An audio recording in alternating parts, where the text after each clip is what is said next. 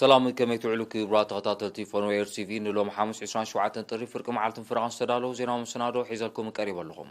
نمكتالكم بخبر زعد من صاوم تصنح ميكال حرقو فلماكم بكنتو تاتو فيلم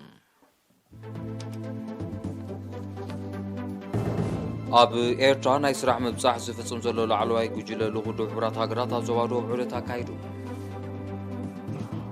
اب نو زواتا صنعا فندقم حرم مرچاتا محدرتي كبابنا كيد سراح تزازيم اب نو زوباتات كيندا عناقفان سدرا سوات ገንዘባው ደገፍ ተገይሩ ኣብ ዜናታት ወጻኢ ማሊ ምስ ፍረንሳ ዝጸንሐ ዲፕሎማሲያዊ ወተሃደራውን ቁጠባውን ዝምድናታት ከም ዝበተኸት ኣፍሊጣ ዋጋ ዘይት ጻሬ ነዳዲ ኣብ ዕዳጋታት ዓለም ናብ $100 ንበርሚል ከም ዝደይበ ተገሊጹ ኣብ ሶርያ ብመንጎ ዕጡቓት ዳዕሽን ኩርዳውያን ሓይልታትን ብዝቕጽ ዘሎ ግጭት ልዕሊ 200 ሰባት ተቐቲሎም ዝርዝር ዜና ፈለማ ሓበሬታ ካብ ሚስጥዕና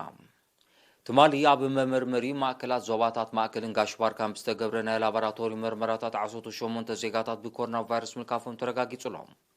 ንሳቶም ድማ 17 ካብ መመርመሪ ማእከላት ዞባ ማእከል ኮይኖም ኣድራሽኦም ዓዲ ኣቤቶ ከረን ኣኽርያ ገጀረት ደቀም ሓረ ድባርዋ ማይ ዓይኒ ዓዱ ኻላ ባሮንቱን ከምኡውን ሓደ ካብ መመርመሪ ማእከል ባሮንቱ ዞባ ጋሽባር ካዮም ዝከም ዚሉን ከሎ ኮሮና ቫይረስ ተረኺቦም ኣብ ሆስፒታላት ተዓቂቦም ክንክን ክግበረሎም ጸንሑ 31 ካብ ዞባ ማእከል 11 ድማ ካብ ዞባ ሰሜናዊ ቀይሕ ባሕሪ ብጠቕላላ 42 ዜጋታት ሓዮም ክፋኖም ከለዉ ጓል 77 ዓመት ካብ ዞባ ማእከል ድማ ብሞት ተፈልያላ በዚ መሰረት ጠቕላላ ቁፅሪ ብኮሮና ቫይረስ ዝተረኽፉ ዜጋታት ክሳብ ሎሚ 9408 በፂሕሎ 8913 ካብዚኦም ሓዮም ዝተፋነው 96 በሞት ዝተፈልዩ 399 ድማ ገና ኣብ ሆስፒታላት ተዓቂቦም ዝርከቡ እዮም ሚኒስትሪ ጥዕና 26 ጥሪ 2022 ናብ ካልዚና ሰግርም ኣብ ኤርትራ ናይ ስራሕ ምብጻሕ ዝፍጽም ዘሎ ላዕለዋይ ጉጅለ ልኡኽ ውድብ ሕብራት ሃገራት 26 ጥሪ ኣብ ዞባ ደቡብ ዑደት ኣካይዱ ነቲ ዑደት ዝተኸታተለት ጋዜጠኛ ሊድያ ተክለማርያም ጸብጻብ ኣለዋ ኣብ ኤርትራ ንሓሙሽተ መዓልታት ናይ ስራሕ ምብጻሕ ዝፍጽም ዘሎ ዞባዊ ዳይሬክተራት ዝርከብዎም ላዕለዎት ሰመዚ ኣብ ኣፍሪቃ ዝሓቆፈ ጉጅለ ልኡኽ ውድብ ሕብራት ሃገራት ቀዳምነታት መንግስቲ ኤርትራ ኣብ ልምዓት ንምዕዛብን ሓበራዊ መረዳእታ ንምፍጣርን ዝዓለመ ዑደት ኣብ ዝተፈላለየ ከባቢታት ዞባ ደቡብ ኣካይዶም እቲ 25 ኣባላት ዝሓቆፈ ጉጅለ ንኡህ ዞባታት መንደፈራ ድባርዋን ዓረዛን ኣብ ዝበጽሓሉ ዞባዊ መወከሲ ሆስፒታል ዞባ ደቡብን ሃገራዊ ማእከል ሕክምና ፊስቱላን ሃገራዊ ኢንስቲትዩት ሕርሻዊ ምርምር ሓልሓለ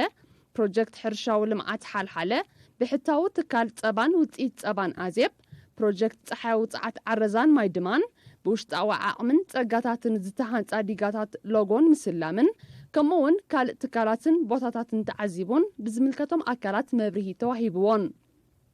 ተሳተፍቲ ንኤሪና ብዝሃብዎ ሓበሬታ ዛጊት ዘካየድዎ ርክባትን ዝገበርዎ ዑደትን ኤርትራ ኣብ ሓፂር እዋን ኣብ ልምዓታዊ መደባት ብሓፈሻ ኣብ ጽላታት ጥዕናን ሕርሻን ድማ ብፍላይ ዘመዝገበቶም ዓበይቲ ዓወታት ብኣካል ክዕዘቡ ምኽኣሎም ከም ዝመሰጦም እቲ ኣባይታት ዝጸንሖም ገስጋስ ድማ ነቲ ዝተበገሰ መቓን ምትሕግጋዝ ንዘላቒ ምዕባለ ንቕድሚት ዝደፍእ ኮይኑ ከም ዝረኸብዎ ብምግላጽ መንግስቲ ኤርትራ ምስ ውድብ ሕብራት ሃገራትን ትካላቱን ብሽርክነት ንምስራሕ ንዘለዎ ቁርብነት ኣመስጊኖም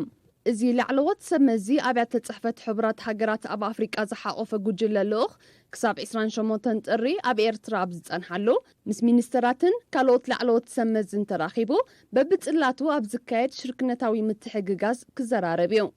መንግስቲ ኤርትራን ውድብ ሕብራት ሃገራትን ብ25 ጥሪ ኣብ ኣስመራ ካብ 2022 ክሳብ 2026 ንሓሙሽተ ዓመታት ዝዝርጋሕ ምስ ቀዳምነታት ልምዓታዊ መደባት ኤርትራ ዝሳነ ንጽላታት ትሕተ ቅርጺ ሕርሻ ጸዓት ኢንዱስትሪ ምዕቃብ ማይ ትምህርቲ ጥዕና ከምኡውን ምምዕባል ሰብኣዊ ጸጋታትን ዓቕሚ ትካላትን ዘጠቓልል መቓን ምትሕግጋዝ ንዘላቒ ምዕባለ ብወግዒ ከም ዘበገሱ ዝፍለጥ እዮም ኣብ 24 ምምሕዳራት ከባቢ ኑዞባ ሰንዓፈን 16 ምምሕዳራት ከባቢ ኑዞባ ደቀም ሓረን ክካየድ ዝቐነየ ምርጫታት ኣመሓደርቲ ከባብን ኣካይድ ስራሕን ከምኡውን ኣነባበርቲ ዓድን ከብቲ ግብሪ መሬትን ጥሪትን ተዛዚሙ ኣመሓዳርኑ ዞባ ሰንዓፋ ቶድሪስ ዓሊ ሽከር ነሪና ኣብ ዝሃቦ ሓበሬታ ኣብዚ ካብ 11 ክሳብ 19 ጥሪ ዝተኻየደ ምርጫ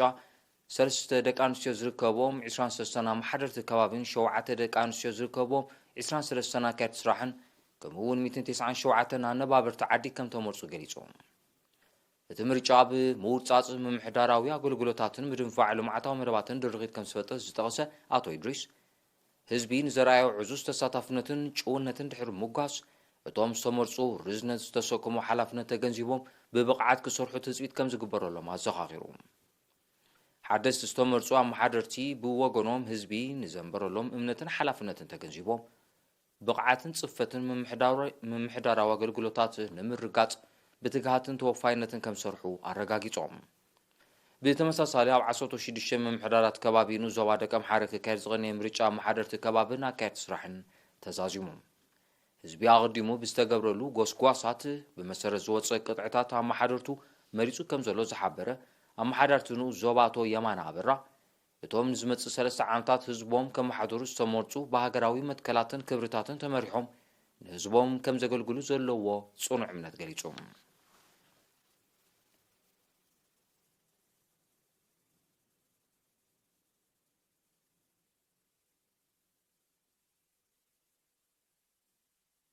ውዳበ ሰራሕተኛታት ምምሕዳርኑ ዞባ ጊንዳዕ ሰልጠንቲ ማእከል ማሕበራዊ ስነ ፍልጠት ናቕፋን ኣብ ከባቢኦም ዝርከባ 33 ጽጉማት ስድራ ስዋት ዝውዕል 93,000 ናቕፋ ገንዘባዊ ደገፍ ገይሮም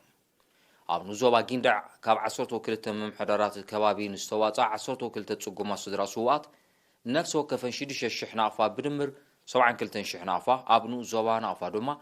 ብኣመሓደርቲ ከባቢ ንዝተለለየ 21 ጽጉማት ስድራ ስዋት ነፍሲ ወከፈን 1,000 ናቕፋ ከም ተዓደለ ወኪላት የሪና ሓቢሮም ኣብታ ኣጋጣሚ ኣመሓዳርኑ ዞባ ጊንዳዕ ኣቶ ዑመር ያሕያ ዝሃቦ ቃል ምጥዋርን ምሕብሓብን ስድራ ስዋት መንግስቲ ጥራይ ዝግደፍ ዕማም ከም ዘይኮነ ጠቒሱ ነቲ ዝተወስደ ተወግሶ ብምጓስ ኩሉ ዜጋ ክስዕባ ዘኻኺሩ ርእሰ መምህር ማእከል ማሕበራዊ ስነ ፍልጠት ናቕፋ ኣቶ ዮሃንስ ቀለታ ወገኑ እቲ ተወግሶ መቕፀልታ ናይቲ ስድራ ስዋት ንምድጋፍ በብከባቢው ዝግበር ንጥፈታት ምዃኑ ብምሕባር ኣብ መጻኢ ስድራ ስዋት መነባብሮኦም ከመሓይሽሉ ዝኽእሉ መደብ ንምጅማር ሓሳብ ከም ዘለዎም ሓቢሩ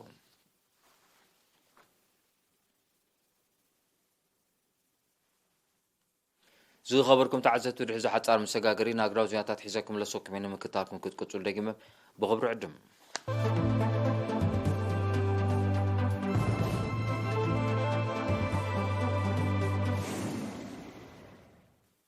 ኤርቲቪ ምርጫውን ብምግባር ትከታተሉና ምህላኩም ዜናና ነመስግን ክቡራት ተዓዘብቲ ዜናታት ናቐፀለ ዜና ወጻኢ ወታደራዊ መንግስቲ ማሊ ምስ ፈረንሳ ፀንሖ ዲፕሎማስያዊ ወታደራውን ቁጠባውን ዝምድናታት ከም ዝበትኸ ብወግዒ ኣፍሊጡ ከም ኣካልቲ ስጉምቲ ህላወ ሰራዊት ፈረንሳ ኣብ ሃገሩ ከብቅዕ ኤምባሲታትን ካልኦት ትካላት ፈረንሳን እውን ክዕፀው ከም ዝወሰነ መንግስቲ ማሊ ሓቢሩ ኣሎ ብዘይካዚ ተጠቃምነት ቋንቋ ፈረንሳ ከም ወግዓዊ ቋንቋ ማሊ ከብቅዕ ዝወሰነቲ ወታደራዊ መንግስቲ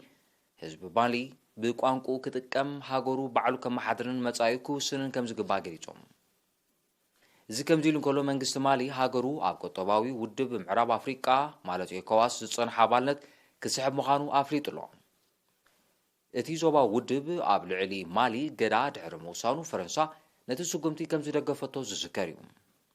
ህዝቢ ማሊ ኣብ ሃገሩ ተዋፊሩ ዘሎ ሰራዊት ፈረንሳ ኣብ ምቅላስ ሽበራ ዝተፃወቶ ተራ ከም ዘየለ ብምሕባር ክወፅእ ብተደጋጋሚ ክፅውዕ ምፅንሑ ፀብፃባት የረዱ ብፈረንሳ ዝምራሕ ኣብ ምዕራብ ኣፍሪቃ ዝካየድ ዘሎ ወታደራዊ ወፍሪ ንዳግማይ መግዛእትን ምግሓት ፀጋታትን ባይታ ዘጣጥሕ እምበር ካልእ ፋይዳ ከም ዘይብሉ ንምዕባለታት ዞባ ዝከታተሉ ወገናት ክገልጹ ፀኒሖም እዮም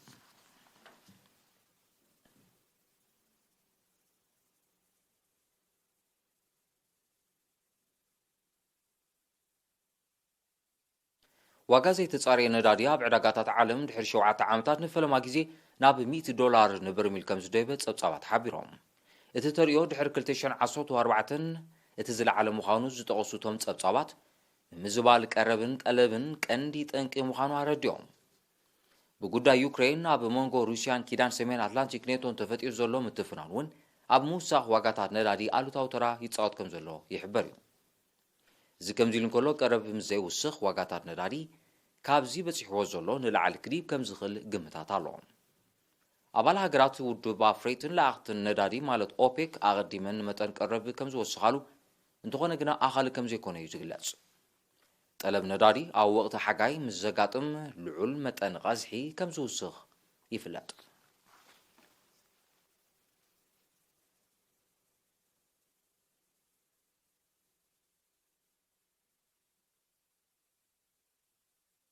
ኣብ ሰሜናዊ ምብራቕ ሶርያ ኣብ ዝሓለፈ ቀረባ መዓልትታት ኣብ መንጎ ዕጡቓት ዳዕሽን ኩርዳውን ሓይልታትን ዝተወልዐ ዕጥቃዊ ግጭት ገና ብዘይምህዱ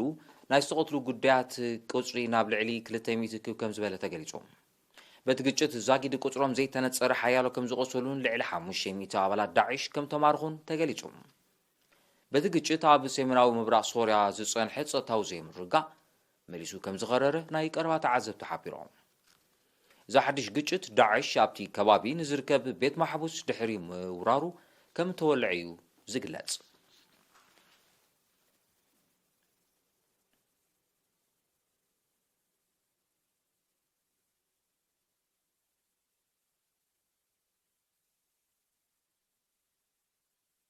ኣብዚ ሳልስ እዚ ኣብ ዲሞክራስያዊት ሪፓብሊክ ኮንጎ ሽበራውያን ዕጡቓት ብዘካየድዎ መጥቃዕቲ ብውሑድ 29 ወታደራት መንግስቲ ከም ተቐትሉ ማዕከናት ዜና ኣቃሊሐን። በታ ኣውራጃ ኪቩ ኣብ ዝርከብ ማዓስከር ሰራዊት ኮንጎ ዝተፈጸመ መጥቃዕቲ ብርክት ዝበሉ ካልኦት ከም ዝቆሰሉ እውን እቲ ሓበሬታ ኣፍሊጡ ኣሎ። ኣብ ዲሞክራስያዊት ሪፓብሊክ ኮንጎ ልዕሊ 120 ሽበራውያን ጉጅለታት ከም ዘለዉ ዝሓበሩ ጸብጻባት ብተደጋጋሚ ብዘካየድዎ መጥቃዕትታት ሰብኣዊ ንዋታውን ጸጥታውን ክሳራታት ከም ዝወረድ የረዱ። መንግስቲ ዲሞክራስያዊት ሪፓብሊክ ኮንጎ ብሰንኪቲ ተርእዮታት ኣብ ኣውራጃታት ኪቩን ኢቱርን ካብ መፋርቕ ዝሓለፈ ዓመት ህፁፅ ናይ ምኽርዳን ድንጋገ ኣውጁ ከም ዘሎ ይዝከር።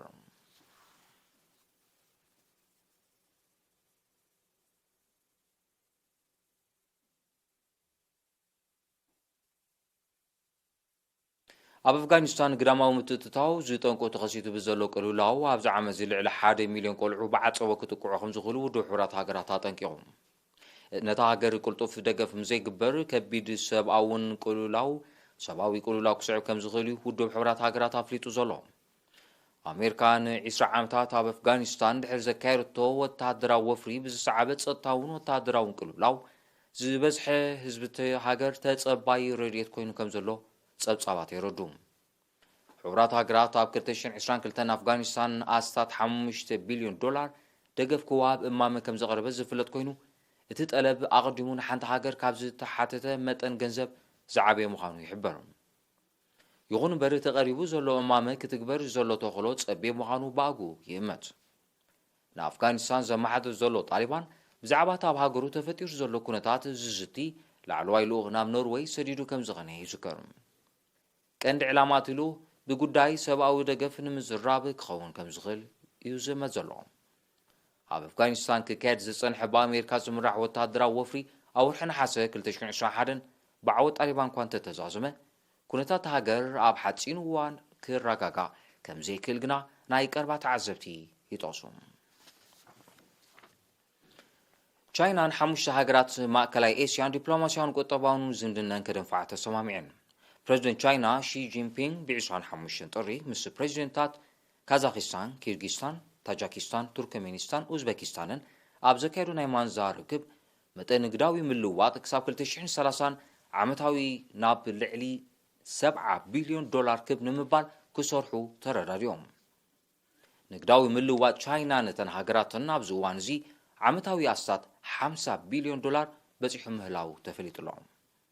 እዚ ከምዚ ኢሉ እንከሎ ቻይና ነተን መሻርክታት ዝኾነ ሃገራት እትገብሮ ኩሉ መድያዊ ደገፍ ከም እትዕብዮ ፕሬዚደንት ፒንግ ኣብቲ ኣጋጣሚ ሓቢሩ። ቻይና ለበዳ ኮሮና ቫይረስ ንምግታእ ነተን ሃገራት ናይ ክታበትን ካልእን ደገፍ ከም ትገብር ገሊጻ ኣላ። ቻይና ምስተን 5 ሃገራት ማእከላይ ኤስያ ዝመስረተቶ ዲፕሎማስያዊ ዝምድና